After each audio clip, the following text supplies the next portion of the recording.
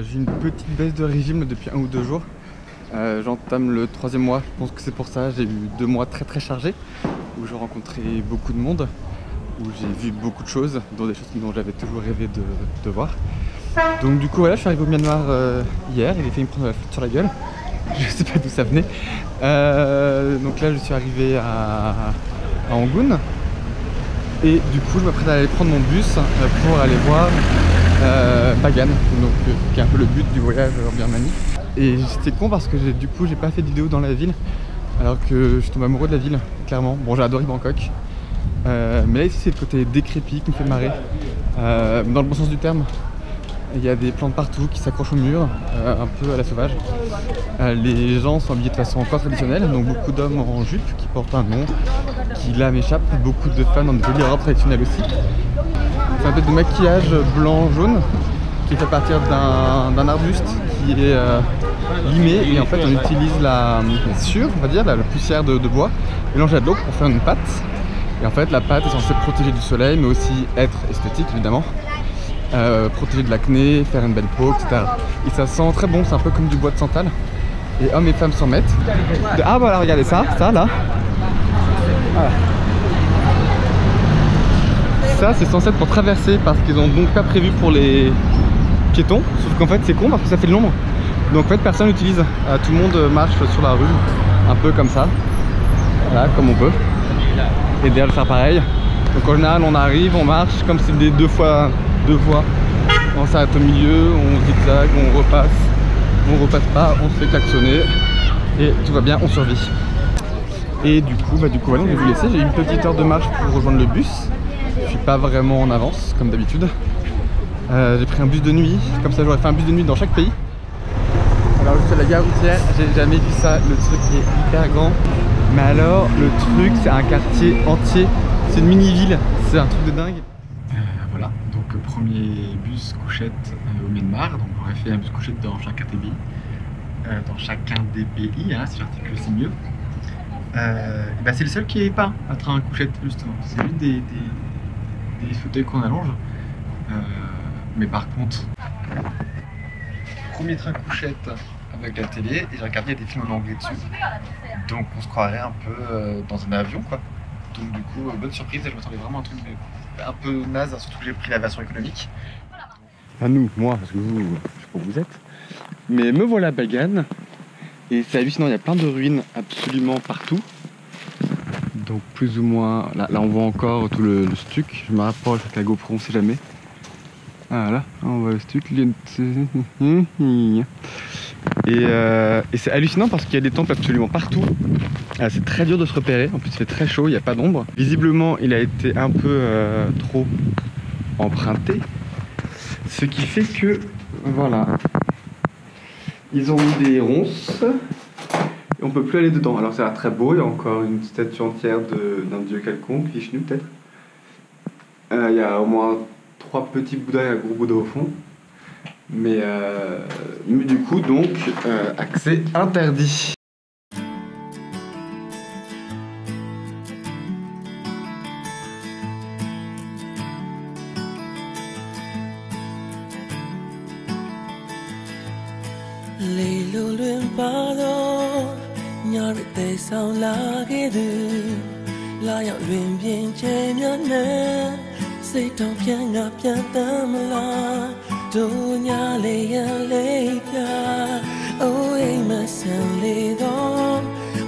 Je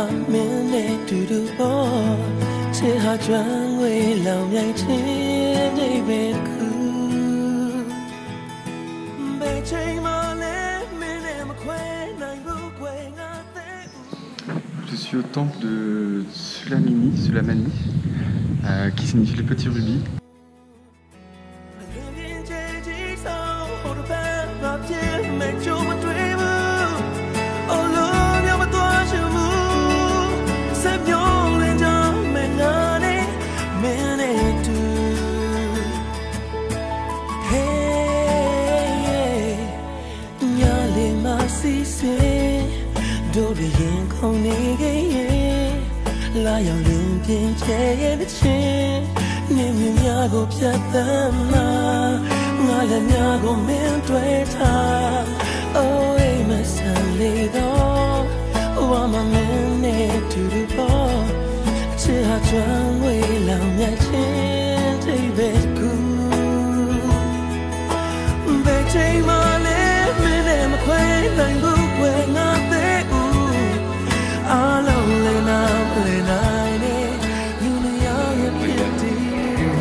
Très beau temple, mais surtout c'est l'extérieur qui a été refait récemment.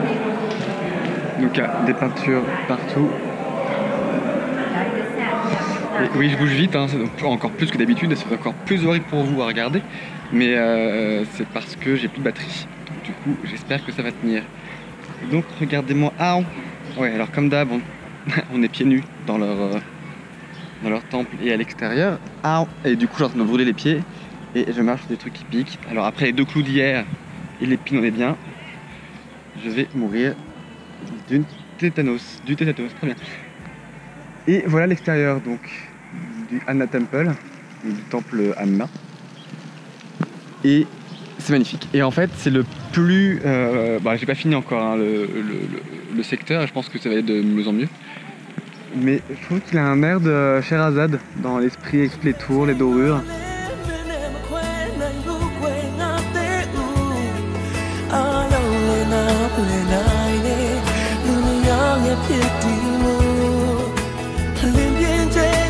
Alors non, désolé, ça ce n'est pas moi qui ai filmé. Tout ce qui va suivre sur les montgolfières, ce n'est pas moi, je n'ai pas eu les moyens de le faire malheureusement. On est à 350 € par personne pour 1 heure environ, ce qui est 2 fois plus cher qu'en Turquie ou en Égypte par exemple. Et bah malheureusement je n'avais pas les moyens de le faire, j'aurais tellement aimé. Mais bon bah tant pis, une autre fois peut-être.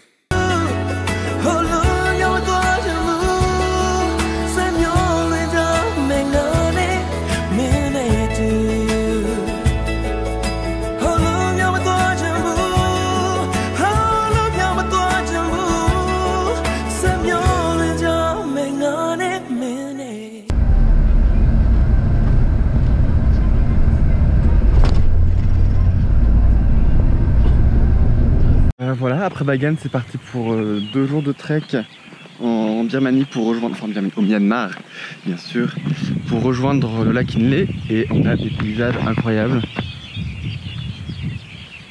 C'est des champs à perte de vue qui sont dans des camailleux, ocre, rouge, jaune, assez forts, et c'est moucheté d'arbres qui sont très verts, eux. Donc c'est pas si sec, enfin c'est pas si sec. Ça c'est du Chili, regardez, hop, voilà. Cette petite plante rachétique arrache, clairement. Tout à l'heure on a fait un arrêt, on a goûté, d'abord la Slovène a goûté, parce qu'elle est complètement folle. Ensuite le coréen, puis la chinoise. Et là on est 4 français, non 5 français, 6 français. On est 6 français et personne ne voulait. Du coup moi je suis bon allez on y va. J'en ai pris un petit bout et surtout que la Slovène était là. Oh non, it's not so spicy, it's okay.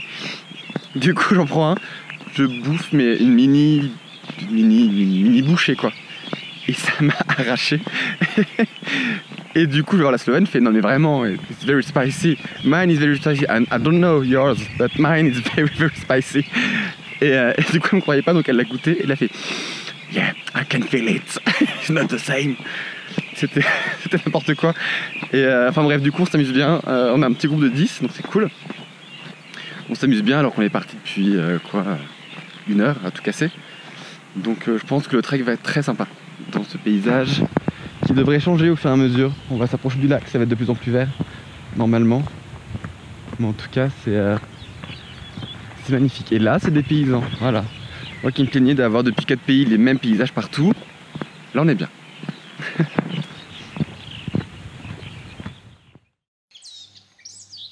Fin de la première journée, on vient d'arriver dans ce temple perdu dans la campagne et je viens de faire tomber mes lunettes de soleil dans ce réservoir. Voilà, voilà.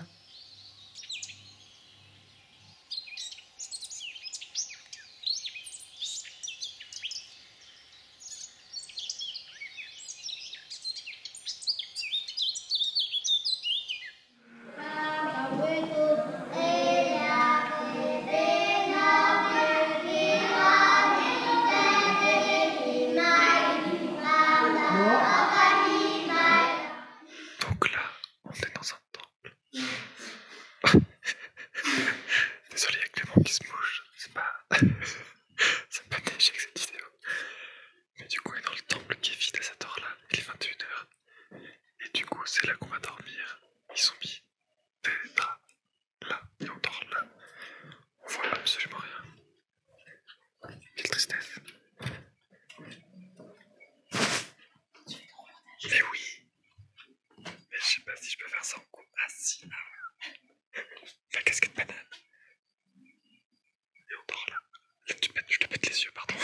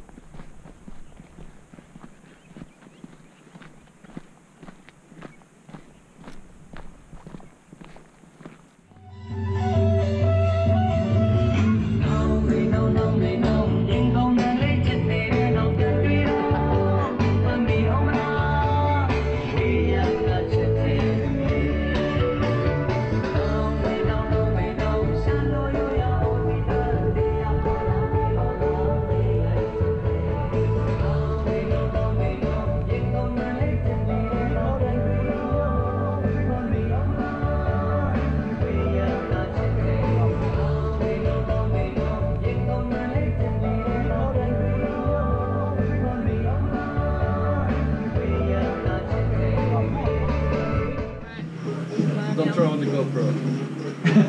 Yeah, please. Be careful. Oh, you have to. À presque 900 mètres d'altitude, le lac Inle est une étendue d'eau majestueuse, faisant 20 km de long pour 10 de large. Cependant, sa profondeur ne dépasse jamais les 6 mètres. On s'y déplace en pirogue, on y pêche, on y cultive sur des jardins flottants, et une quarantaine de villages sur pilotis en parsèment les contours. C'est magnifique.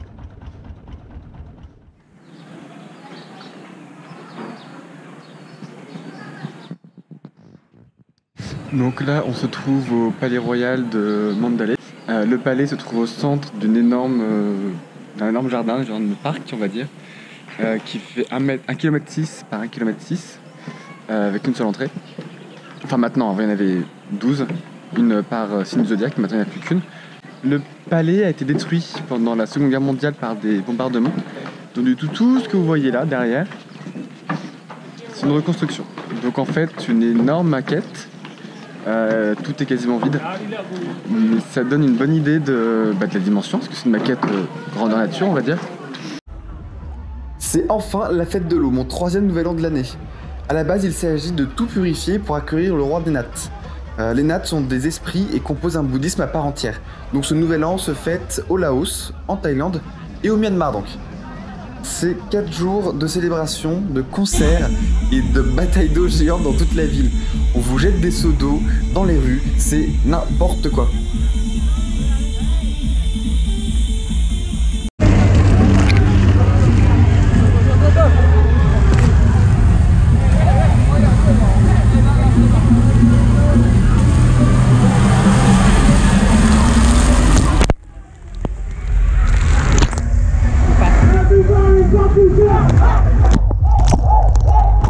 Au final, cette fête m'aura sera forcé à raccourcir Bagan et à rester bloqué à Mandélé pendant 10 jours entre des bus pleins des mois à l'avance, les 4 jours de fête suivis d'un jour férié. J'ai perdu les gens avec qui il était. Je pense que mon sac va être rempli.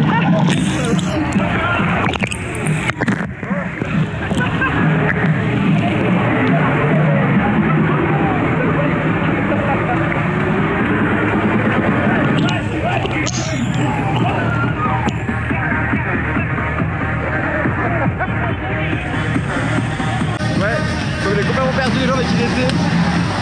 Je vais essayer de les retrouver, mais alors c'est pas gagné.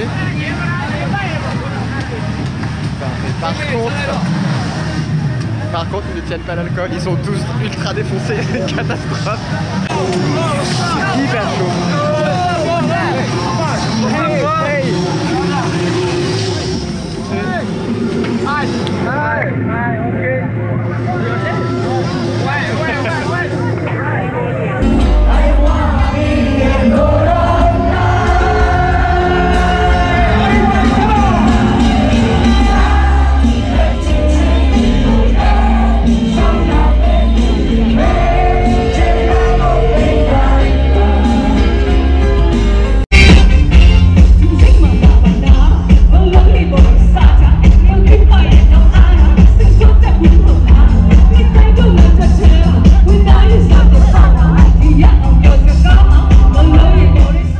De cette période pour reprendre un peu le sport. J'ai perdu 7 kilos depuis le début du voyage. C'est moins qu'en Amérique latine où j'en avais perdu 10, mais quand même, ça commence à se voir.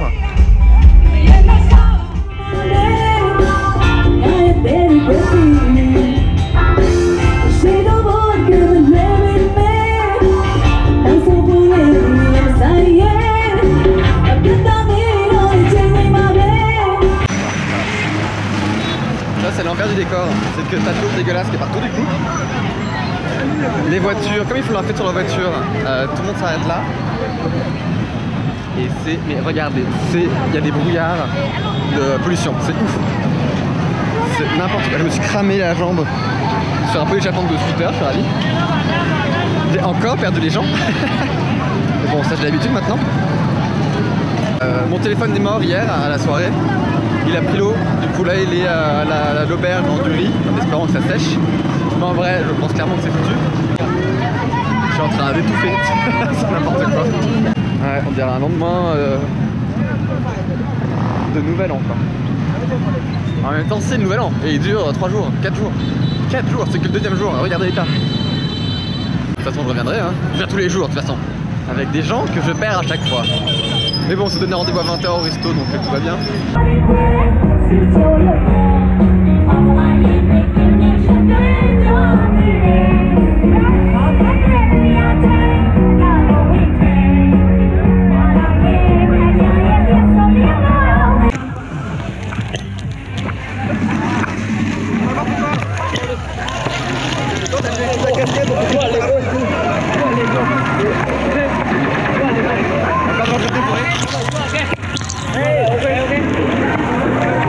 En tout cas, c'était 4 jours de folie non-stop. Alors cet immense truc derrière moi, c'est la stupa de je sais plus quoi. J'ai pas les noms en fait. Comme j'ai pas mes guides, j'ai pas mes appareils photo, j'ai rien. J'ai plus de téléphone, il est mort. Je sais pas si je vous l'ai déjà dit. Mais du coup c'est une grande stupa. Bref, ça aurait dû être la stupa la plus grande du monde. C'est un roi un peu mégalo qui a voulu la faire. C'est que tout ça c'est des briques. Donc en fait, alors c'est pas le plus grand stupa du monde parce qu'il est pas fini, mais c'est le plus gros tas de briques du monde du coup. C'est assez impressionnant. Les marches sont très bizarres. En fait dans le bouddhisme le nombre de marches est très précis. Donc ouais, ils ont pas la place. Ils en font soit plein de petites, soit des normales et une très grande. Je quitte le Myanmar. Le Myanmar c'est fini après 18 jours. Je suis resté 10 jours à Mandalay, qui est mon plus long séjour dans le pays depuis Myanmar. Ça fait bizarre, j'ai un peu le cafard pour rentrer. Parce qu'en fait j'ai l'impression de rentrer, clairement. Je sais, j'ai encore 13 jours, 2 jours, pour rentrer en France. Mais le sépare l'Est du dernier pays. La Thaïlande qui retourne. Puis c'est l'avion aussi. Alors qu'en général, tous les pays les fait en bus.